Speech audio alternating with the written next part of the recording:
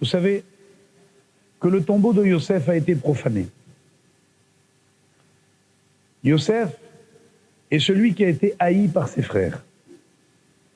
Ses frères, je n'ai pas dit par la presse internationale, ils lui ont reproché des choses qu'il n'avait pas commises.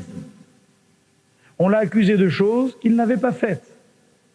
On l'a pris, on l'a jeté dans un trou, on a voulu au départ le tuer, puis on l'a vendu esclave. Vous savez ce que ça veut dire la condition d'esclave il y a 3800 ans? Enchaîné sur le dos d'un chameau, vendu à des maîtres immoraux, irrespectueux de tout. Qui l'a vendu?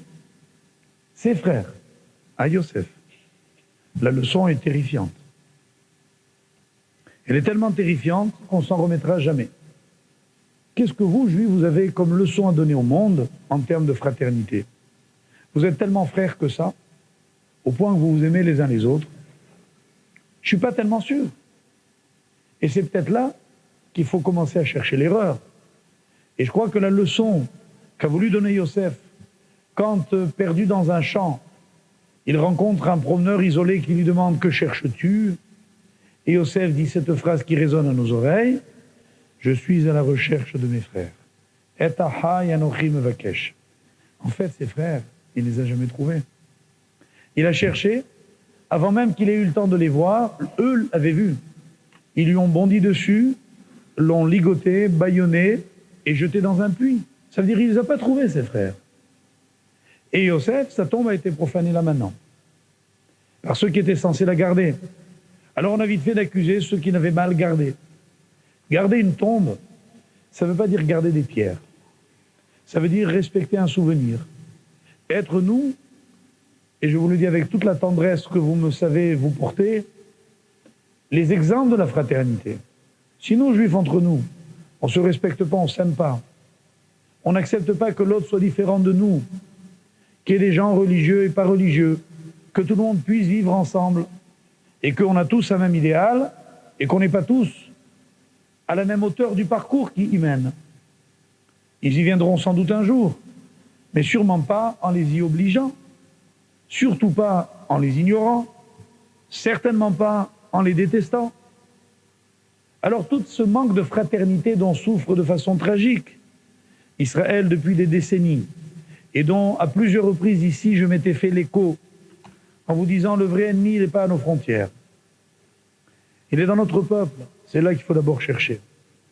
D'où la première leçon de ce soir. Israël a un tragique besoin de fraternité, et la fraternité ça ne veut pas dire aimer n'importe qui, n'importe comment. La Torah légifère l'amour. Elle dit qu'aimer un autre, c'est être capable de l'écouter, c'est veiller à son intégrité physique, c'est respecter les idées qu'il peut émettre, c'est s'assurer de ne rien lui dérober, ni son bien, ni sa dignité. Tout cela, la Torah est faite de cela.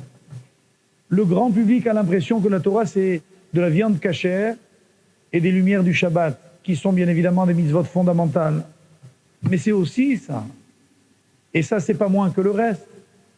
Et là est une sorte d'épreuve pour nous, qui avons évidemment toutes les raisons de nous ignorer, puisque nous sommes tellement différents. On a eu 2000 ans d'exil, vous savez les séquelles que ça laisse, les cicatrices de tant d'éloignement.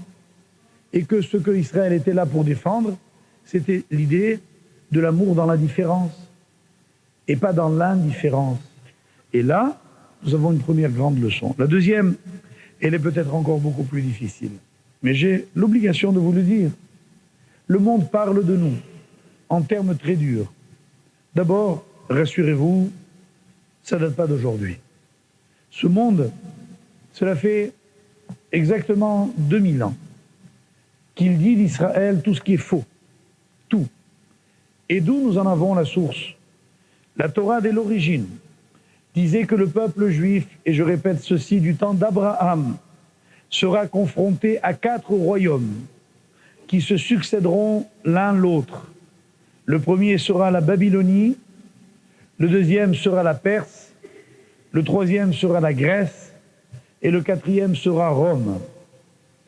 Le premier de ces exils qu'a justement vécu Abraham était celui de l'idolâtrie sous Babylone, où les idoles étaient monnaie courante, où la séduction intellectuelle était extraordinairement forte et où Abraham a dû résister à toutes ces tentations pour rester le croyant d'un Dieu un. Et il a réussi. Ensuite est venue la Perse. Elle a été confrontée à la civilisation d'Esther et de Mardochée. Elle était le monde du vice et de la volupté. C'était le royaume d'Assuérus, de ses 127 provinces, d'un festin de 6 mois qui n'en finissait pas. Et le vin coulait à flot, et les défilés de femmes dénudées s'exposaient au regard de tous ceux qui participaient. Face à ce monde, Israël a résisté. Il a sorti Esther, qui en hébreu veut dire la cachée, la voilée. Ça veut dire celle qui est pudique. Esther était pudique. C'est grâce à la pudeur qu'Israël a répondu à l'impudicité. Comme il a répondu à la multiplicité des dieux par l'unité de Dieu. Abraham a dit il n'y en a qu'un. Esther a dit je reste moi-même et je ne me déshonore pas. Quant à la troisième Malchut, la troisième royauté de Yavan de la Grèce, elle a été opposée aux Asmonéens, qui ont fait montre d'un courage extraordinaire, qui ont montré que on pouvait vaincre les plus forts en étant les plus petits. C'est la fête de Hanouka, la fête de la lumière. Face à la violence, ils ont opposé la lumière. De Hanouka, on ne retient pas le symbole d'un glaive. On aurait pu retenir la victoire militaire d'une toute petite poignée d'hommes qui résistent aux énormes armées aguerries de la Grèce antique. Non. C'est Hanouka, Judas Maccabée et ses frères qui ont été la réponse. La quatrième Malchut, la quatrième royauté, a commencé avec Édom. C'était l'époque de ces martyrs dont j'ai parlé à l'instant. Ils vont être les sages du Talmud. Ils vont opposer au monde quoi? Et que le monde va leur demander?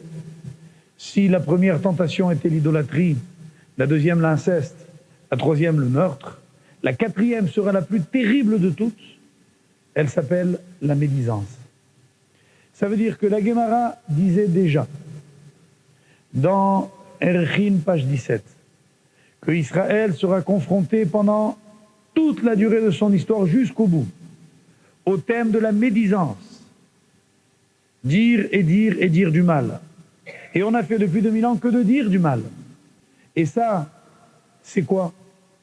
C'est sans doute l'effort qu'il a fallu faire et qu'il faudra continuer à faire maintenant pour que cesse la médisance à l'égard d'Israël. Voilà pourquoi ce que je vais vous demander en partant d'ici, c'est de vous procurer ce livre, écrit par un maître mort en 1933, le Chafetz Chaim, qui a passé sa vie à essayer de tenir sa langue. Et il a écrit un livre qui s'appelle « Garde ta langue et tu connaîtras la vie ». Ça veut dire que celui qui tous les jours étudie ces simples lois, qui nous demandent de ne pas commencer à parler des gens, dès qu'on est rassemblés, on est 2 ou 3 autour d'une table, tu as vu un tel ce qu'il a fait? Et puis ça dégénère toujours, même si ça commence par un compliment. Alors vous allez en vouloir maintenant aux radios, télévisions et presse, qu'est-ce qu'elles font? Mais ces malheureux journalistes, ils écrivent ce que les gens ont envie de lire, ils disent ce que les gens ont envie d'entendre, ils montrent ce que les gens ont envie de voir. S'il n'y avait pas d'acheteurs de la Shonara, il n'y aurait pas de vendeurs. Le monde se nourrit de colportage et de médisance, alors ça se vend très bien. Et quand en plus on va attaquer les Juifs, ça se vend très très bien. Parce qu'on sait que là, il y a matière.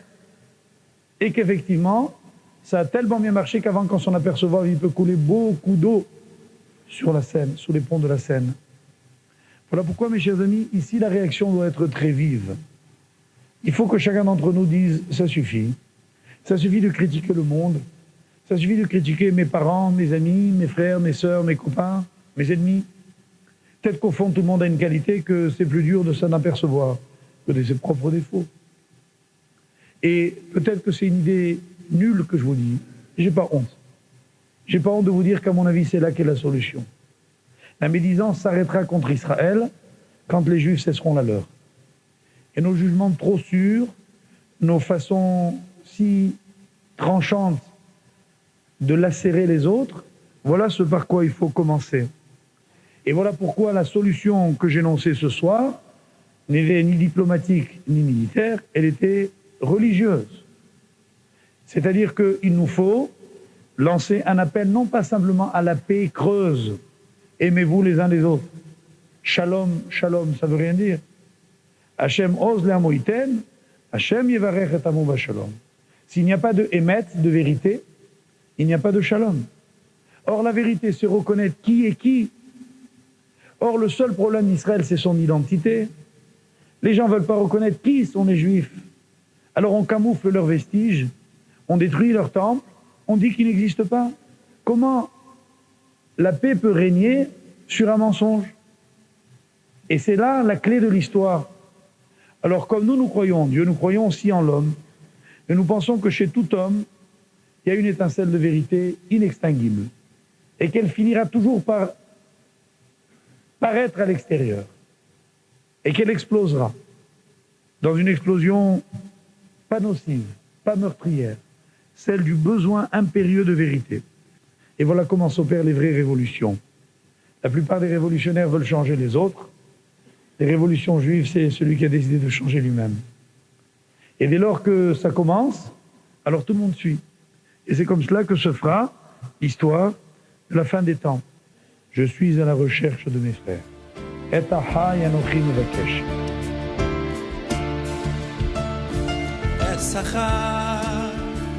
anochi mevakesh.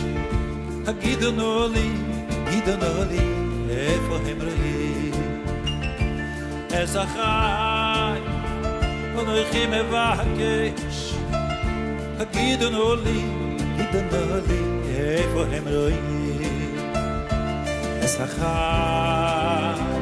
אנוכי מבקש, אזרחי, אנוכי מבקש,